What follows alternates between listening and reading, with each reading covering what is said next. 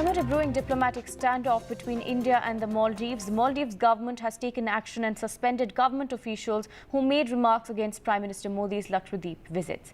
Here's a report.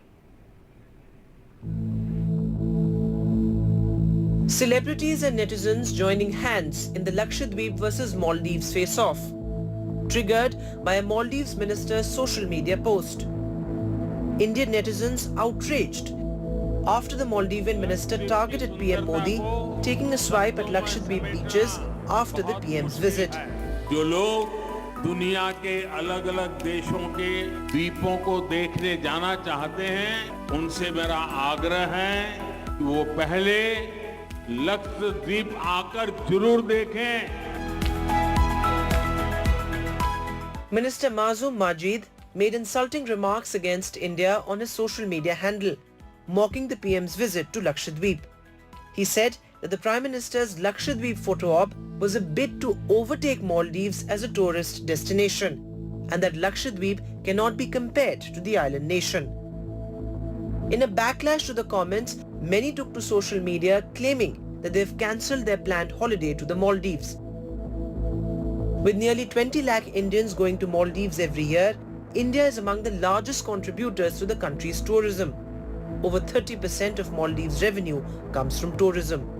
There is outrage within Maldives as well, with the ex-president slamming the minister's comments against what he called a key ally as detrimental to the country's security and prosperity. Amid the political and economic fallout, the Maldivian government was quick to suspend its representatives for their insulting social media posts. Distancing itself from the minister's remarks, the Maldivian government said that it will not affect the country's ties with India. The damage is, we cannot even measure it. Already the damage has been done, and we should respond with strong action so that this will not be repeated ever. The controversy comes close on the heels of newly elected President Mohammad Muizzu asking New Delhi to withdraw its troops from the island. While India is of great importance to Maldives economically, Maldives is strategically critical to India, particularly amid China's rising footprint in the Indo-Pacific. The Maldivian government's action comes as a reassurance to India that the island nation continues its commitment of maintaining ties with New Delhi. Vedant Agarwal for NDTV. Now, in light of the row, in solidarity with the nation, Ease My Trip in fact shared that they were going to suspend all Maldives flight bookings. This was shared on social media by Ease My Trip. In their post, they said, in solidarity with our nation, Ease My Trip suspends all Maldives flight bookings. Shifting focus now, the Supreme Court will pronounce its verdict today on a batch of petitions challenging the release of 11 convicts guilty of raping Bilkis Bano and killing 7 of her family members in the Gujarat riots in 2002. The 11 rapists were released prematurely on Independence Day last year under the state government's outdated remission policy of 1992. Now, a bench of judges B.V. Nagaratna and Ujjal Bhuyan on 12th October last year reserved its verdict after an 11-day hearing on the petitions. Now, Bilkis Bano was 21 years old and 5 months pregnant when the incident took place. 11 convicts were granted remission under an obsolete law and went on to receive Hero's Welcome, were garlanded and welcomed with open arms. Now, Shailesh Bhatt, one of the 11 convicts in the Bilkis Bano gang rape and murder case, was seen on stage with the BJP MP Jaswant Singh and MLA Shailesh Babhor as well. Shifting focus, the Congress begins seat-sharing talks with India bloc allies and announces coordinators for all seats. Now, Congress's backup plan for the Lok Sabha election seems to be fighting the elections alone as the party tests its strength for such a situation, gauging the party's chances across India. I have my colleague Sunil joining us with more details. Sunil, take us through the Congress's strategy in terms of seat sharing with the India alliance, and if that doesn't seem to work, do they plan to go it alone? Well, I don't think they plan to go it alone. They definitely will have an alliance as far as possible, wherever it is possible. They have definitely, as you rightly pointed out, have coordinators for all the Lok Sabha constituencies, basically to, see which is A seat, B seat and C seat. Today, of course, talks begin with the Aam Aadmi Party as well as other India bloc partners. The Aam Aadmi Party, for example, has already announced its candidate for Gujarat. In that context, these discussions that will take place will be uppermost in the mind of the Congress to see what exactly is possible. Because they would definitely keen to have an alliance in Delhi, but the Aam Aadmi Party would like to have an all-India alliance. And like that, with each political party, the Congress is keen where they have had state-specific alliances already, be it in Tamil Nadu, be it in Bihar. They would like that to continue as across elsewhere in the country. The only real problematic areas remains with the Aam Aadmi Party, be it in Delhi, Punjab, and with the Samajwadi Party in Uttar Pradesh. Right, Sunil, thank you for joining us and bringing us those details on this particular story.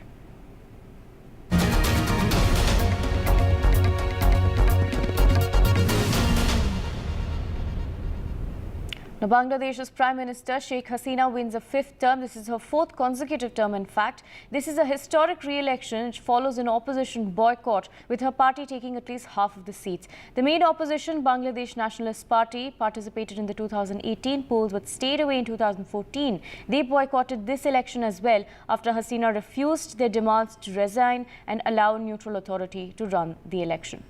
I have my colleague Saurabh joining us from Dhaka. Saurabh, now take us through the situation after the big historic win of Sheikh Hasina. Well, the Awami League, the party that is run by Prime Minister Sheikh Hasina, has won 225 seats at least. That's around 220. Create किया है और वो लोग आके क्या issue बनाएंगे, वो हम दिखाएंगे वो लोग को इलेक्शन में, दिखाएंगे कैसे है। अभी भी दिखा दिया ना, कांग्रेस का कितना है, सिर्फ 4-5 ही रह गया।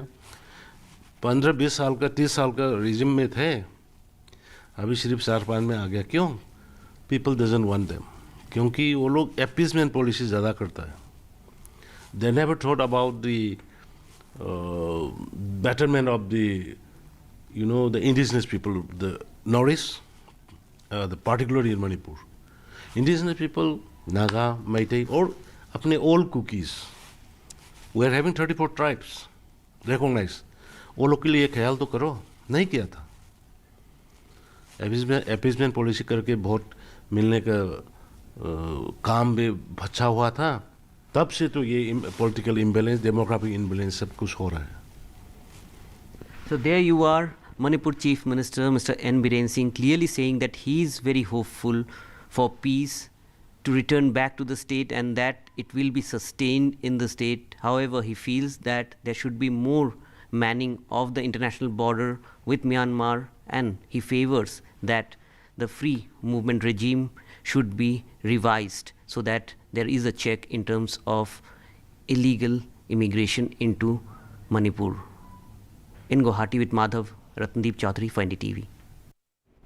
We'll continue tracking these stories for you. For now, we take a short break.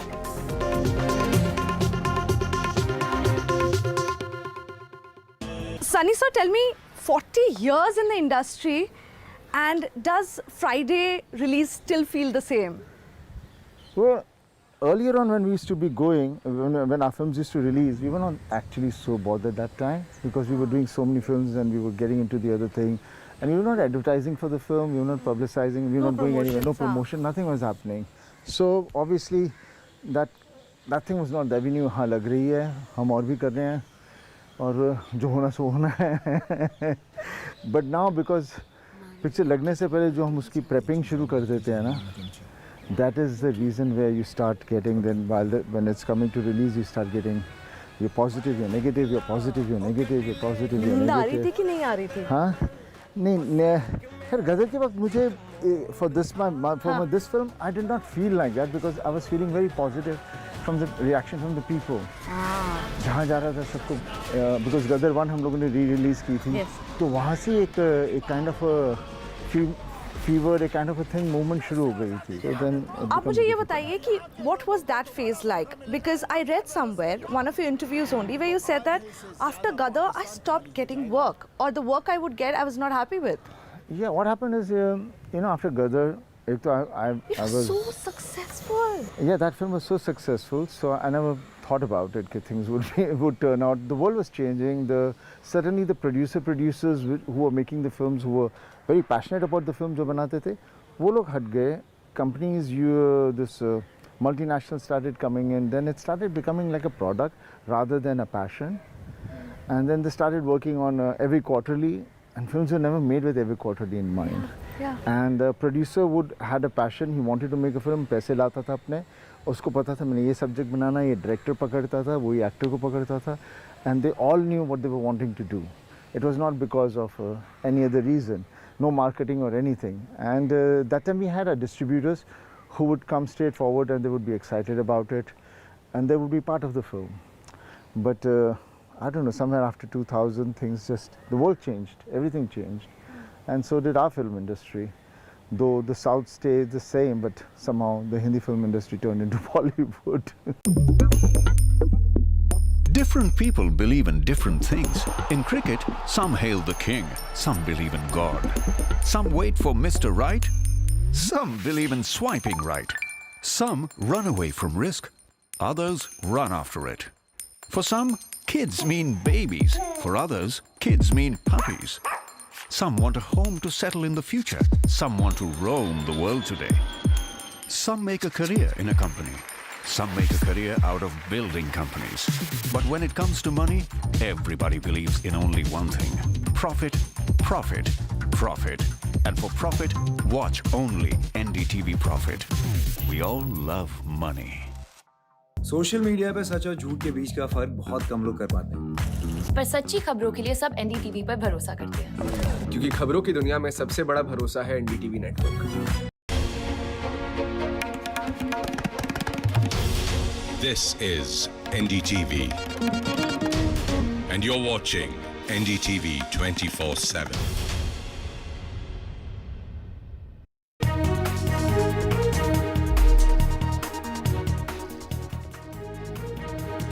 Good morning, everyone. You're watching NDTV. Let's get straight to the headlines. Indian-Maldives diplomatic row escalates. Maldives envoy has been summoned by the Ministry of External Affairs. Indian aggregator Ease My Trip has suspended flight bookings to Maldives. Supreme Court decision on Bilkis Bano today. Supreme Court is likely to decide on the convict's release. Amid 8 months of unrest and fresh violence, Manipur Chief Minister Biren Singh speaks exclusively to NDTV. The dimension of conflict has changed. This is what he has said. Biren Singh has also blamed previous Congress government for the Manipur situation. India bloc seat sharing talks are happening. Congress Aam Aadmi Party leaders are likely to meet today. Amid talks, Congress wants to test strength to go it alone. Bangladesh election development. Sheikh Hasina wins a historic 5th term. Awami League's win amid opposition boycott.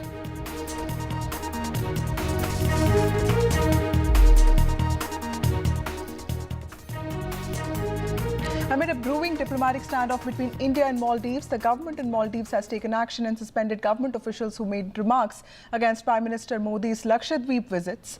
Meanwhile, Indian aggregator Ease My Trip has suspended flight bookings to Maldives, citing that the move was to stand in solidarity with the nation. Now, the envoy has also been summoned by MEA, is what we understand. Now, the row began after some Maldivian ministers posted insulting remarks targeting India and Prime Minister Narendra Modi for posting photos and videos from his visit to Lakshadweep. Here is a report. Celebrities and netizens joining hands in the Lakshadweep versus Maldives face-off, triggered by a Maldives minister's social media post. Indian netizens outraged after the Maldivian minister targeted PM Modi, taking a swipe at Lakshadweep beaches after the PM's visit. जो लोग दुनिया के अलग अलग देशों के द्वीपों को देखने जाना चाहते हैं, उनसे मेरा आग्रह है कि वो पहले लक्षद्वीप आकर जरूर देखें। Minister Mazum Majid made insulting remarks against India on his social media handle, mocking the PM's visit to Lakshadweep. He said that the Prime Minister's Lakshadweep photo op was a bid to overtake Maldives as a tourist destination, and that Lakshadweep cannot be compared to the island nation. In a backlash to the comments, many took to social media claiming that they've cancelled their planned holiday to the Maldives. With nearly 20 lakh Indians going to Maldives every year, India is among the largest contributors to the country's tourism. Over 30% of Maldives' revenue comes from tourism. There is outrage within Maldives as well, with the ex-president slamming the minister's comments against what he called a key ally as detrimental to the country's security and prosperity. Amid the political and economic fallout, the Maldivian government was quick to suspend its representatives for their insulting social media posts. Distancing itself from the minister's remarks, the Maldivian government said that it will not affect the country's ties with India. The damage is, we cannot even measure it. Already the damage has been done, and we should respond with strong action so that this will not be repeated ever. The controversy comes close on the heels of newly elected President Mohammad Muizzu asking New Delhi to withdraw its troops from the island. While India is of great importance to Maldives economically, Maldives is strategically critical to India, particularly amid China's rising footprint in the Indo-Pacific. The Maldivian government's action comes as a reassurance to India that the island nation continues its commitment of maintaining ties with New Delhi. Vedant Agarwal for NDTV. We have my colleague Uma Shankar joining us. Uma Shankar, explain to us the significance of the envoy being summoned by MEA today, because this is also, the timing of this is interesting because Mohammad Muizzu's China visit also begins today. जी बिल्कुल, देखिए कल ही ये खबर आई थी कि जो भारत के उच्चायुक्त हैं मालदीव में मुनु महावार, उनकी तरफ से जो एक असंतोष है वो जताया गया था मालदीव्स की सरकार के साथ। और उसके अलावा हमने देखा कि किस तरह से मालदीव्स के जो बड़े बड़े नेता हैं, जो पूर्व राष्ट्रपति हैं, वो अपनी सरकार की आलोचना उन्होंने की और उन्होंने कहा कि जिस तरह की भाषा का इस्तेमाल किया गया है उससे डिस्टेंस बनाया जाना चाहिए। उसके बाद हमने देखा कि दो बयान आए मालदीव सरकार की तरफ से। पहला बयान तो ये आया कि उन्होंने अपने आप को उस तरह की टिप्पणियों से दूर किया जो सोशल मीडिया पर प्रधानमंत्री मोदी के खिलाफ लिखे गए। और उसके बाद दूसरा बयान आया जिसमें कि 3 उप मंत्रियों को निलंबित करने की जानकारी दी गई। उसके बाद आज जो है विदेश मंत्रालय में तलब किया गया इब्राहिम शाहिब को, जो कि यहाँ मालदीव के उच्चायुक्त हैं। और जाहिर सी बात है कि भारत ने इस पूरे मामले पे अपनी तरफ से जो एक असंतोष, एक नाखुशी जताई है, वही आज उनको कम्युनिकेट किया गया है। तो एक औपचारिक तौर पे उनको बुलाकर, उनको समन करके इस बात की जानकारी दी गई है कि किस तरीके से ये भारत ने इसे अच्छे तौर पर नहीं लिया है। जो बड़ी कार्रवाई होनी थी वो कल हो चुकी। 3 जो मंत्री हैं उनको निलंबित कर दिया गया। उसके बाद ये लगा था कि ये मामला शांत हो जाएगा, लेकिन आज इस तरह से तलब करके भारत की तरफ से इस मामले को फिर से उठाया गया है मालदीव के साथ। तो लगता है कि अभी जो है कुछ कार्रवाई होनी बाकी है, क्योंकि अभी उन तीनों को निलंबित किया गया है। हो सकता है कि उनकी बर्खास्तगी की बात हो, ये आने वाले समय में पता चलेगा। लेकिन इस पूरे प्रकरण में जो एक पहलू है वो ये भी है जो कि अर्थव्यवस्था का पहलू है। मालदीव की अर्थव्यवस्था जो है वो टूरिज्म पे आधारित है और भारत से जिस तरह से बुकिंग कैंसिल करने की जो मुहिम है वो जोर पकड़ी है, इसके बाद मालदीव में और ज्यादा चिंता हुई, क्योंकि पिछले साल हमने देखा है कि 2,10,000 के आसपास भारतीय सैलानी जो है वो मालदीव गए, जो कि पिछले साल की सबसे बड़ी तादाद है। और ऐसे में जो एक चौतरफा दबाव पड़ा है मालदीव पे, चाहे वो राजनयन का दबाव हो, चाहे वो अर्थव्यवस्था का दबाव हो, उसकी वजह से उसको ये फैसला लेना पड़ा है। और आज मालदीव के उच्चायुक्त को तलब भी किया गया यहाँ दिल्ली में।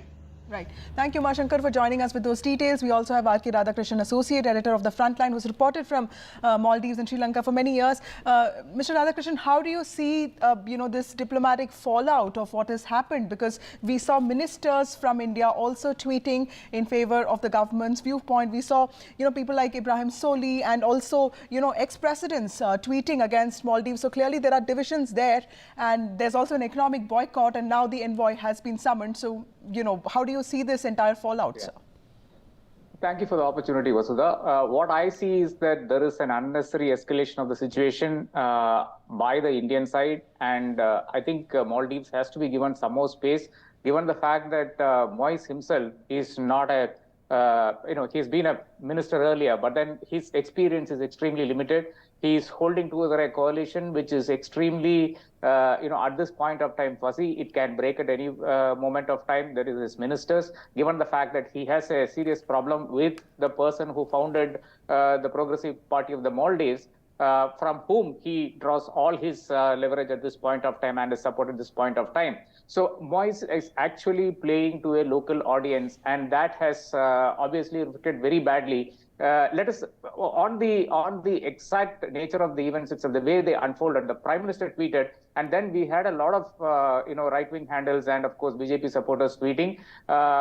When they were asking people to go to Lakshadweep, they were also hitting on Maldives and saying, don't go to Maldives. This had triggered people in the Maldives, and all kinds of people have reacted. And obviously, these ministers have absolutely no experience, and they also joined the thing. But the point is that they should not have gone as far as criticizing the Indian Prime Minister, and that's where they made the mistake. And Maldives could have easily amended the situation if it was an experienced Prime Minister. It could have, President. He could have easily amended the situation by going on air and making an apology or saying that this is not what the Maldives thinks. But then I believe that the president has been waiting and watching all this time, and he has not been able to take a tough decision on any of these things that people have done, not just in this instance, even in earlier instances. And I think that's where the problem lies. And I think finally what has happened is that today he has already landed in China. President Moise has already landed in China. And this gives Moise actually a shoulder to cry on. And I think that should worry us, because given the fact that some of the Maldivian websites were hacked, including presidency.mv, I think it's a very bad sign if they end up giving all the websites for maintenance to China. Yeah. RK, explain to us about this thing that you're speaking about, because the timing of this is very interesting. Mohammad Moisoud's visit to China has already began, and he's always seen as somebody who, sort of like framed his campaign on an India out narrative. So how important is it for both India and Maldives to, in some ways douse the fire right now? See, the character of Moise is something that we need to understand and study a little bit further, which is what I've written about in the next issue of Frontline. Basically, this is a guy who was a member of the Progressive Party of Maldives, which Yamin heads, and he left the party when he knew that he will not get the presidential nomination. He goes out of the party, joins another party, gets the presidential nomination from that party, barely 26 votes to 24 votes, and then makes sure that the PPM, that is Yamin's party, supports him, because Yamin is in jail and he can't, contest the elections. From there on, he has literally captured the PPM, PNC combined. So he's very good in local politics, but he's not that well versed when it comes to the affairs of the world. His first strong move was to not come to India for his first foreign visit, picking Turkey over India, and then meeting Prime Minister at the sidelines of in Dubai of the climate conference. And then you would remember the joint statement, not the joint statement, statement from both sides. We would see the presidency Maldives sides, which also said the exact same thing on there is no reference to withdrawal of troops in either of the statements. And then the moment he lands in Male, President Moisoud makes the mistake of saying that India has agreed for the troops withdrawal. I think there is a lot of immaturity, there's a lot of insecurity in the kind of speeches he is making. I think India should handhold him, and I think a special envoy is the need of the hour. Somebody should go there, sit with him, talk to him, and say that India is a reality, because everything from sand to stone to onions go from Trivandrum and Thoothukudi to Maldives. If India is going to shut that pipeline, I think Maldivians will be more badly hurt, and they will turn against Moise.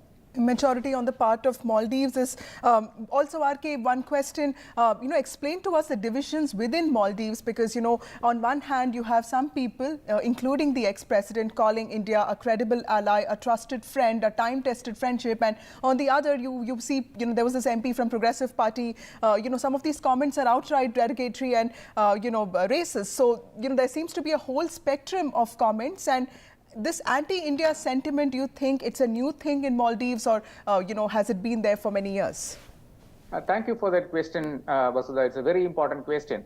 What has happened, the anti-India campaign itself, as I've written in Frontline, is because Yamin was going to jail. The former president was going to jail. And that was the reason he ratcheted up this campaign and made it look as if he was his greatest supporter of China. And China literally backed him on that. And subsequently, after Moise has taken over this entire combine, Yamin goes out and has founded another party. So now you have two anti-India parties in the Maldives, which is competing for China's attention. And that is the internal dynamic which is playing out within the PPM PNC itself. PPM is the party which has been literally taken over by Moiso, PPM and PNC. On the other side is Nasheed's party, which is now the Democrats, and Ibu Soli's party, the former president's party, which is the Maldivian Democratic Party. These two are largely seen as pro-India parties, and they see an opportunity now, including people there who went on NDTV, Eva Abdullah, or any of these other people that you brought on show are with either the MDP or the Democrats,